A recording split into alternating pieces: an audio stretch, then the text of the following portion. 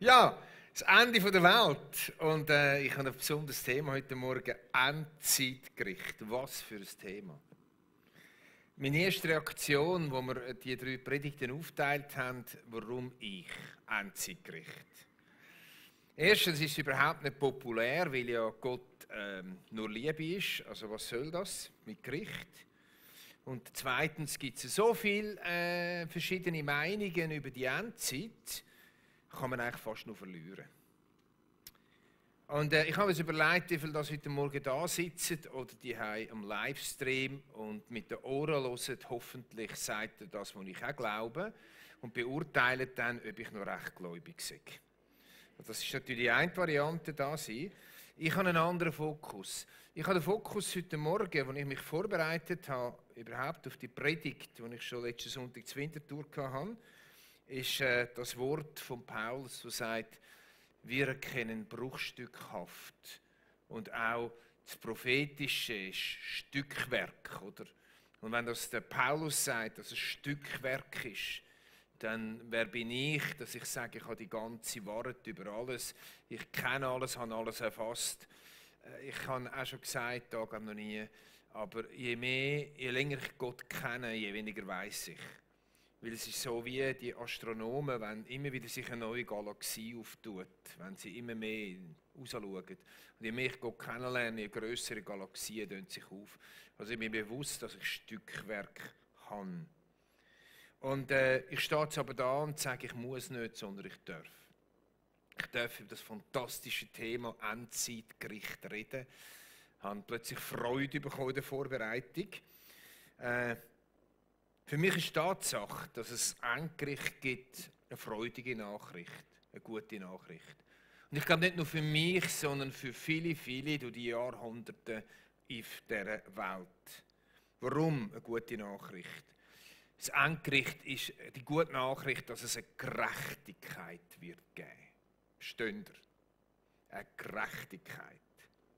Kennst du die vielen Schreie über die Jahrhunderte, wo durch die Welt Geld haben, hörbar oder unterdrückt, sichtbare Schreie sogar an den Gesichtern an, über Ungerechtigkeit.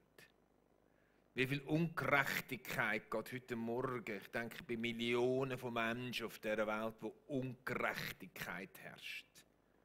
Zum Schreien, zum Brüllen.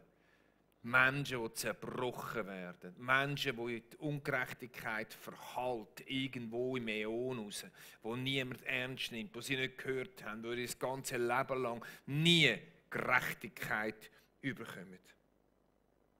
Was für ein Gott wäre nützt, der himmlische Vater, wenn eben ihm die Schreie nach Gerechtigkeit, die Verzweiflung über Ungerechtigkeit, über die bodenlose Ungerechtigkeit, wenn die Schreie auch bei ihm einfach verpuffen und er es vergessen und sich alles auflösen.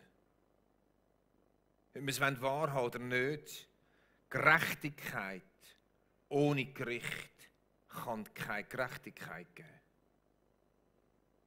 Gericht. Durch die ganze Heilige Schrift sehen wir die Tatsache von Gericht. Es fängt an in der Sintflut.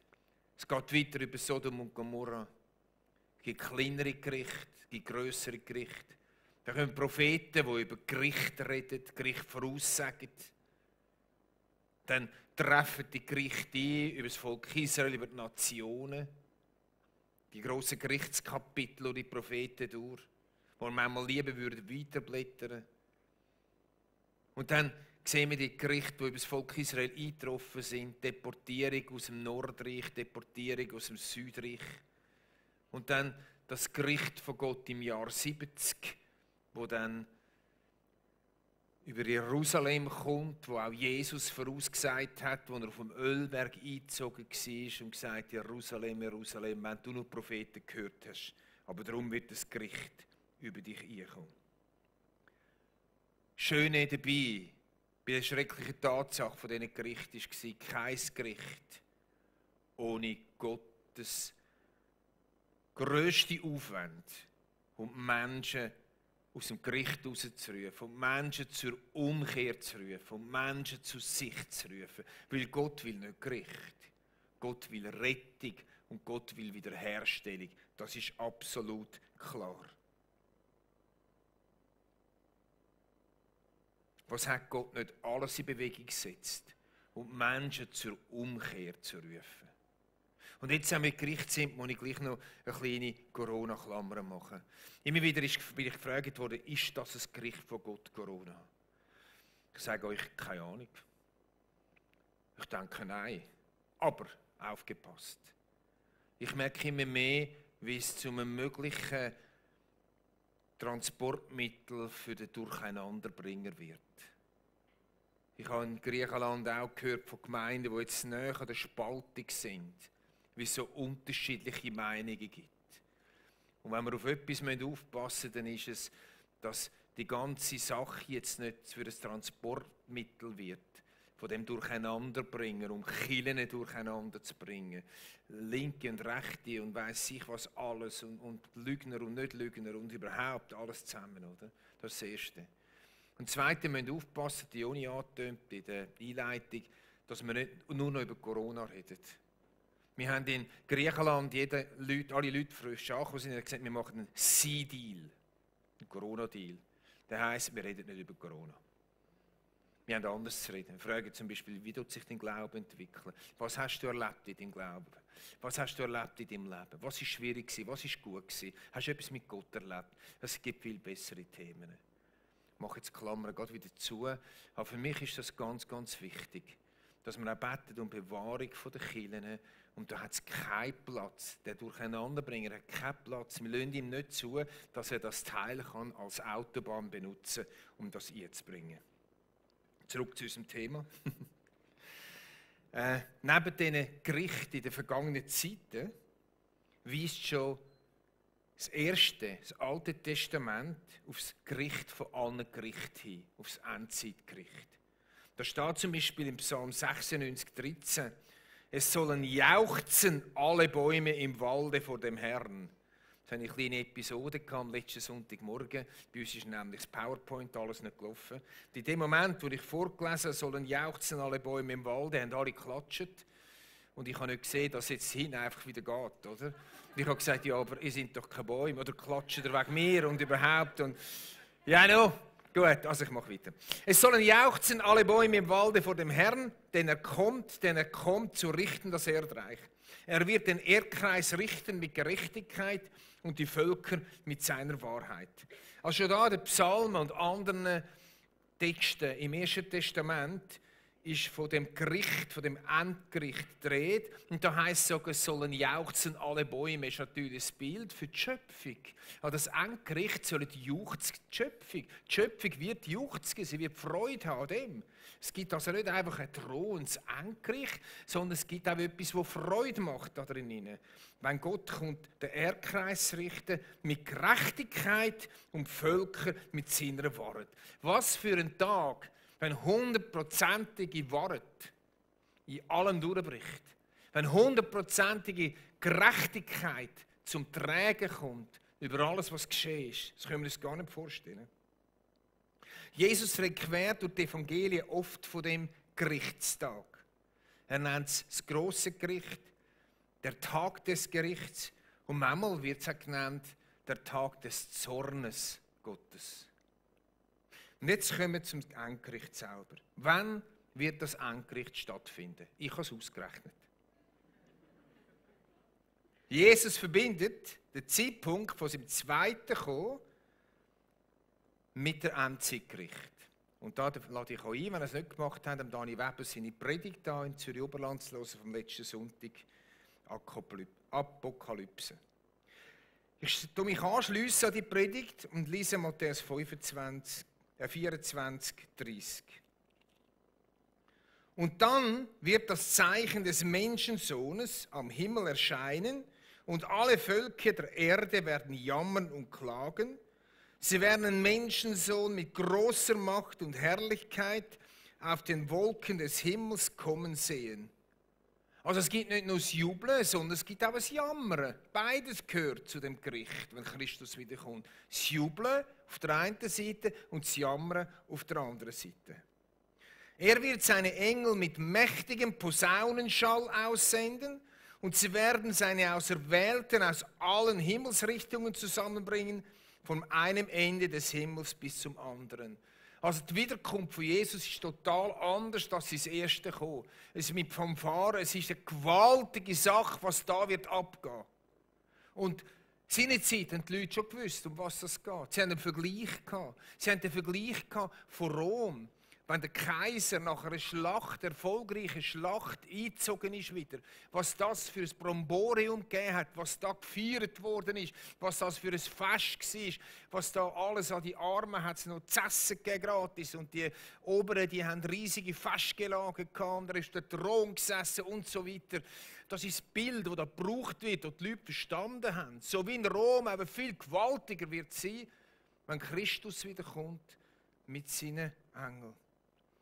Er wird seine Engel mit mächtigem Posaunenschall aussenden, sie werden seine Auserwählten aus allen Himmelsrichtungen zusammenbringen, von einem Ende des Himmels bis zum anderen.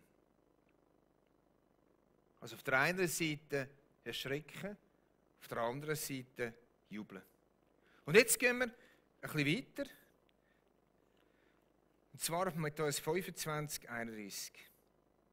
Wenn der Menschensohn, das ist jetzt eigentlich wie angeknüpft, das andere, in seiner Herrlichkeit kommen wird und mit ihm alle Engel, dann wird er in königlichem Glanz auf seinem Thron Platz nehmen. Also auf dem Thron Platz nehmen. Wieder in Anlehnung an die römischen Machthaber, die eingezogen sind, dann auf dem Thron Platz genommen haben. Und auf dem Thron Platz nehmen ist auch ein Zeichen für Würde, für Herrlichkeit, für Regierungsgewalt. Er läuft also nicht rum so und ein bisschen nervös und so, sondern er sitzt ab. Das hat in dieser Zeit mit dem Regieren, mit Vollmacht, mit Würde zu tun gehabt. Alle Völker werden vor ihm versammelt werden und er wird die Menschen in zwei Gruppen teilen, so wie der Hirte die Schafe und die Ziegen voneinander trennt. Die Schafe wird er rechts von sich aufstellen und die Ziegen links. Was haben jetzt die Menschen seinerzeit verstanden? Die haben gewusst, dass der Tag durch jeder Hirt die Schafe und die Geissen miteinander weiden, aber zu Abend, wenn sie heimkommen, werden sie getrennt. Weil die Geissen, die frieren schneller als die Schafe. Und darum haben sie einen unterschiedlichen Platz im Stall gebraucht. Also man hat sie getrennt. Und sie haben da verstanden, aha, so ein Bild wie der Hirt, der Tag durch, wenn es so Tag ist, wenn es so hell ist, die Schafe und die Geissen miteinander weiden. Und dann zu Abend, wenn es dunkel und Nacht wird, dort drinnen, so wird es sein am Ende der Welt. Dann heisst es da innen noch, er wird sie aufteilen nach rechts und links. Was ist das gemeint? Rechts ist immer die Seite der Gnade, die Seite der Annahme, die Seite der Herrlichkeit, die Seite der Würde, die Seite vom Regieren, vom Starken. Und links ist immer das Gegenteil von dem. Also haben wir schon etwas zusammen wissen, was haben die Leute seinerzeit verstanden, zwischen Schafe und Ziegen aufteilen und zwischen rechts und zwischen links. Was wir auch noch sehen, ist im Text bis jetzt, es gibt nur rechts oder links. Es gibt offenbar keine Mitte. Tut mir leid, aber so steht es da. Wie ist jetzt das? Wer kommt jetzt links und wer kommt jetzt rechts? Wer wird angenommen und wer wird nicht angenommen? Wer wird Herrlichkeit ererben und wer nicht? Was sind Kriterien dazu? Ist das willkürlich? Also Menschen stehen da vor dem Thron und Gott sagt links, rechts, links, rechts. Oder was sind Kriterien? Wir lesen weiter, ab Vers 34, immer noch in dem 25. Kapitel. Dann wird der König zu denen auf der rechten Seite sagen, kommt her, ihr seid von meinem Vater gesegnet. Nehmt das Reich in Besitz, das seit der Erschaffung der Welt für euch vorbereitet ist. Denn ich war hungrig und ihr habt mir zu essen gegeben. Ich war durstig und ihr habt mir zu trinken gegeben. Ich war ein Fremder und ihr habt mich aufgenommen. Ich hatte nichts anzuziehen und ihr habt mir Kleider gegeben. Ich war krank und ihr habt euch um mich gekümmert. Ich war im Gefängnis und ihr habt mich besucht. Dann werden ihn, die Gerechten, fragen: Herr, wann haben wir dich denn hungrig gesehen und dir zu essen gegeben? Oder durstig und dir zu trinken gegeben? Wann haben wir dich als Fremden bei uns gesehen und haben dich aufgenommen? Oder wann haben wir dich gesehen, als du nichts anzuziehen hattest und haben dir Kleidung gegeben? Wann haben wir dich krank gesehen oder im Gefängnis und haben dich besucht? Darauf wird der Königin antworten: Ich sage euch, was immer ihr einen meiner Brüder getan habt, und wäre er noch so gering geachtet gewesen, das habt ihr mir getan. Was müssen wir aus dem Text? Wir wissen im Text, dass sich Jesus mit den Geringsten identifiziert. Und zwar so stark, dass er sagt: Was ihr einem von meinen geringsten Brüdern da habt, das ist, wenn es mir da hättet. Wenn ihr einem von den geringsten einen Schluck Wasser gebt, wenn ihr einem von den geringsten im Gefängnis besuchen, wenn ihr einem von den geringsten Kleider gebt zum Anlegen, wenn ihr die geringsten anhebt, wenn ihr ihnen dient, dann dienen ihr mir, Jesus Christus. Er identifiziert sich so stark mit den Geringsten. Jetzt sagt er: einer meiner geringsten Brüder. Ich weiss, es gibt Ausleger, die sagen, das sind nur die Gläubigen.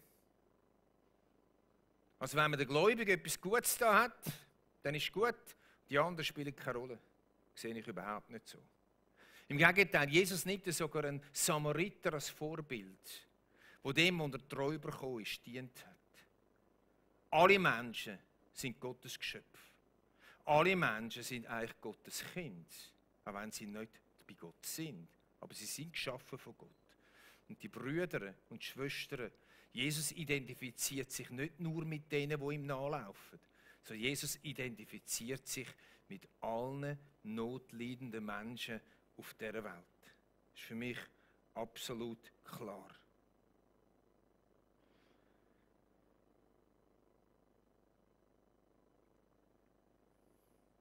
Haben jetzt die da Gerechte genannt werden in unserem Text, haben sie gewusst, dass sie es für Jesus tun? Oder haben sie es nicht gewusst? Sie haben es nicht gewusst. Sie sind also kaum bekehrte Christen gewesen. Denn die hätten gewusst, wenn wir etwas am geringsten tun, haben wir es Jesus da. Also die da genannt werden, haben es nicht gewusst.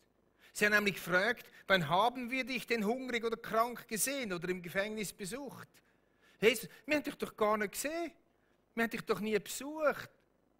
Wir haben keine Ahnung, dass wir das für dich gemacht haben. Keine Ahnung, dass wir dich damit geehrt haben. Sie haben es von innen heraus getan und haben Jesus vermutlich gar nicht gekannt. Wie können wir das verstehen? Kann es sein, dass im grossen Weltgericht auch Menschen, das kommen her zu mir und ererben das Reich Gottes, gehören, die noch gar nie von Jesus gehört haben? Aber von innen heraus, von ihrem Gewissen heraus, wie es der Römerbrief auch nennt, in Kapitel 2 kommt der Paulus darauf zu reden, von innen heraus Gutes da haben, den Geringsten. Von innen heraus sich den Geringsten angenommen haben. Dass er auch zu ihnen sagt: Kommt zu meinen Rechten und ererben das Reich von Gott. Das Endgericht ist eben kein Willkürgericht, sondern das Gericht von der sorgfältigsten Gerechtigkeit, muss man sich auf die Zunge vergehen lassen. Das Endgericht ist kein Willkürgericht, sondern ein Gericht von sorgfältigster Gerechtigkeit. Ich weiss jetzt, dass einige engherzige Fundamentalisten verschrecken, was ich jetzt gesagt habe. Weil sie fest überzeugt sind, dass jeder, der nicht glaubt, wie sie, in die Hölle wandert. Die Gnade von Gott greift da ihnen so weit raus, dass sie sich ausdehnt auf die ihn nicht gekannt haben, aber aus dem Gewissen heraus den Menschen, den Geringsten, dient haben und somit eben Jesus Christus dient haben, ohne zu wissen. Wir dürfen das gerne anlesen, dürfen gerne darüber beten, dürfen es gerne studieren. Und trotzdem kommt jetzt noch das Geh weg von mir. Und da lese ich ab Vers 41 im 25. Kapitel. Dann wird er zu denen auf der linken Seite sagen, geht weg von mir, ihr seid verflucht. Geht in das ewige Feuer, das für den Teufel und seine Engel vorbereitet ist. Denn ich war hungrig, und ihr habt mir nichts zu essen gegeben. Ich war durstig, und ihr habt mir nichts zu trinken gegeben. Ich war ein Fremder, und ihr habt mich nicht aufgenommen. Ich hatte nichts anzuziehen, und ihr habt mir keine Kleidung gegeben. Ich war krank und war im Gefängnis, und ihr habt euch nicht um mich gekümmert. Dann werden auch sie fragen, Herr, wann haben wir dich hungrig oder durstig gesehen? Oder als Fremden oder ohne Kleidung oder krank oder im Gefängnis, haben dir nicht geholfen? Darauf wird er ihnen antworten, ich sage euch, was ihr immer an einem meiner Brüder zu tun versäumt habt, und wäre er noch so gering geachtet gewesen, das habt ihr mir gegenüber versäumt. So werden sie an den Ort der ewigen Strafe gehen, die Gerechten aber werden ins ewige Leben eingehen. Der Schlusssatz da, haben wir gerade wieder auf PowerPoint, der ist so wichtig. So werden sie an den Ort der ewigen Strafe gehen, die Gerechten werden ins ewige Leben eingehen. Es geht also um die jetzt auf der linken Seite, die keine Barmherzigkeit geübt haben. Die Geringsten noch ausgenommen haben. Die Geringsten noch trampelt haben. Die nicht bereit sind, ihren Schrei zu hören. Die ihren Profit und ihr schönes Leben daraus rausgezogen haben, dass es den Geringsten noch schlechter geht. Beides gibt es in dem Abschnitt drin. Kommt her und das geht weg. Wir wollen es wahrhaben oder nicht. Was gilt jetzt? Tat oder Glaube? Vielleicht sind bei dir ein paar Fragen auftaucht, ob mir auch auftaucht sind. Ich habe noch viele Fragen. Jetzt hast du immer geglaubt, dass aufgrund allein durch den Glauben an Jesus Christus du Anteil hättest am Reich von Gott. Und jetzt das. Gilt jetzt Taten oder gilt jetzt Glauben? Das Wort Gottes ist ganz klar. Wenn es um die Rechtfertigungsfrage geht. Absolut klar. Matthäus 5, 8 bis 11. Und viele, viele andere Stellen. Gott hingegen beweist uns seine Liebe dadurch, dass Christus für uns starb, als wir noch Sünder waren.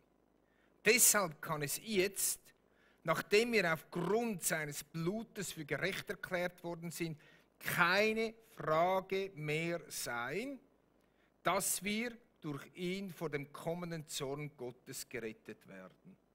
Also wer zu Jesus Christus gehört, ihn angenommen, kann keine Frage mehr sein, ob er vor dem kommenden Zorn von Gott, also von dem links-rechts gerettet sei oder nicht. Kann keine Frage mehr sein, wie es so ist. Wir sind ja mit Gott durch den Tod seines Sohnes versöhnt worden, als wir noch seine Feinde waren. Dann kann es doch gar nicht anders sein, als dass wir durch Christus jetzt auch Rettung finden werden. Jetzt, wo wir versöhnt sind und wo Christus auferstanden ist und lebt. Der Tag vom Gericht ist auch für Jesus-Nachfolger ein Tag vom Gericht. Jetzt widerspricht sich offenbar die Bibel. Es steht, die einen Orte, es werden Bücher auftun, wo die Gläubigen auch drin stehen. Auf verschiedenen Orten. Und dann steht es, sie kommen nicht ins Gericht. Was ist jetzt? Kommen jetzt die Gläubigen ins Gericht oder nicht? Wir werden auch vor dem Thron stehen. Aber dort wird es heissen, gerettet durch das Blut von Jesus Christus. Gang in die ewige Herrlichkeit. Und nicht eine Frage von den Taten, sondern eine Frage von dem Jesus annehmen. Und das andere, was ich vorher gelesen habe, hat mit Taten zu tun, mit dem Leben zu tun. Weil das Endgericht ist gerecht. Jetzt ist natürlich die Frage, ja, können wir es jetzt einfach rausnehmen? Also können wir jetzt einfach sagen, ja du, ich bin gerettet, also das ist scheissegal, was ich mit den Geringen mache. Ja, Freunde, die Kirchengeschichte wäre das sehr oft Usanz gewesen. Wir können es nicht rausnehmen. Jakobus sagt, ein Glaube ohne Taten ist ein toter Glaube. Verstehen wir das? Wenn Menschen Christus lieben, wie kann es ihnen scheissegal sein, wenn die anderen vor die Hunde gehen? Wie kann jemand sagen, ich liebe Jesus, aber sich nicht um die Geringsten kümmern, wo Jesus sagt, das haben wir da. Wir kümmern uns doch um Jesus. Wir wollen doch sein Herz spüren. Wir wollen doch mit seinem Herz im Einklang sein. Jetzt kommt wieder eine Frage, ja, wie viel muss ich denn tun? Du musst nichts tun, um errettet zu sein. Aber wenn du errettet bist, ist die Folge, dass du wirst tun. Nach deinen Möglichkeiten. Nach deinen psychischen Möglichkeiten. Nach deinen physischen Möglichkeiten. Nach deiner Energie, die du hast. Und all das. Verstehst du das? Errettung durch Christus ist nicht eine Frage der Taten. Aber durch echte Errettung werden Taten folgen.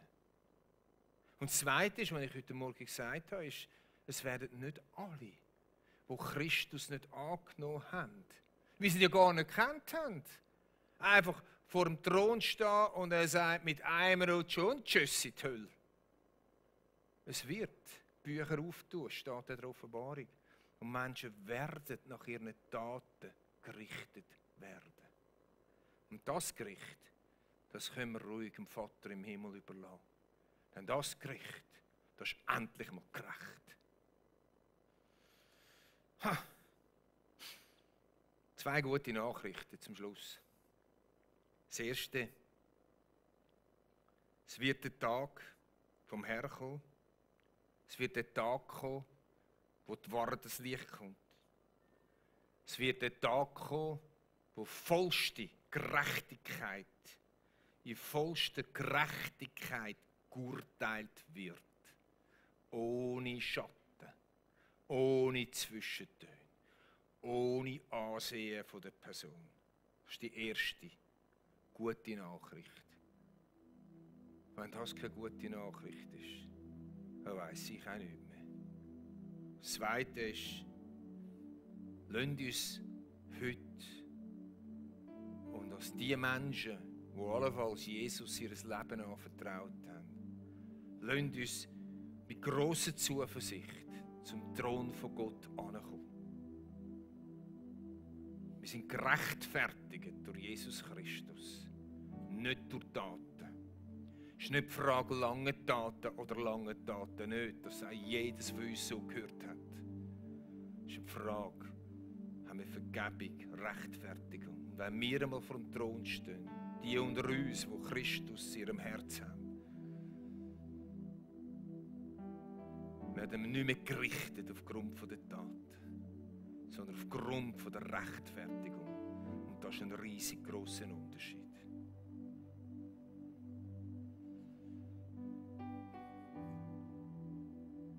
Ich kann einladen zum Gebet, zum Aufstehen.